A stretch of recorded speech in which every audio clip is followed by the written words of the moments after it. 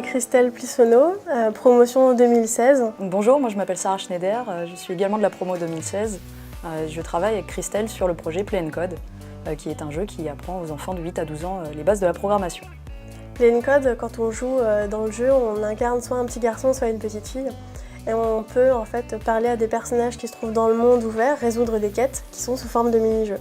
En tout, on va avoir une quarantaine de mini-jeux qui sont sur le thème de la programmation et en fait on aborde le code étape par étape de la conception, de la compréhension en fait, de conception technique comme par exemple la boucle, la variable, la fonction, toutes ces choses-là qu'on apprend en programmation et qui au final sont similaires en fonction des langages de programmation qu'on utilise.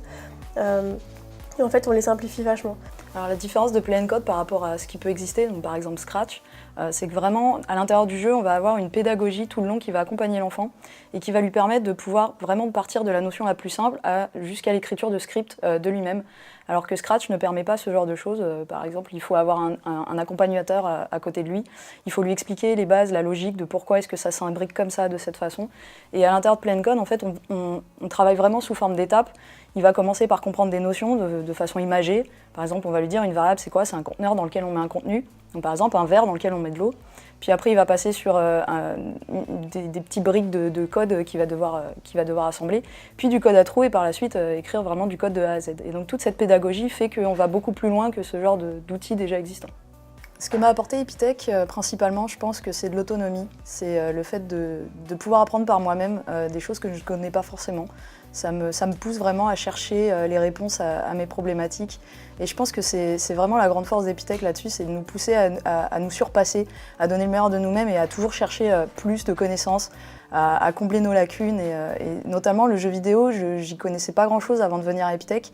C'est vrai qu'à la base, c'est pas forcément la formation principale, mais de par des rencontres que j'ai pu avoir, voilà, j'ai commencé à tomber dedans et je suis vraiment... J'ai envie de rester dans ce milieu-là et c'est vrai que c'est un gros kiff de travailler dans le jeu vidéo maintenant. Outre le fait qu'on ait acquis énormément de compétences grâce à Epitech, on bénéficie quand même d'un sacré bon réseau grâce à l'école.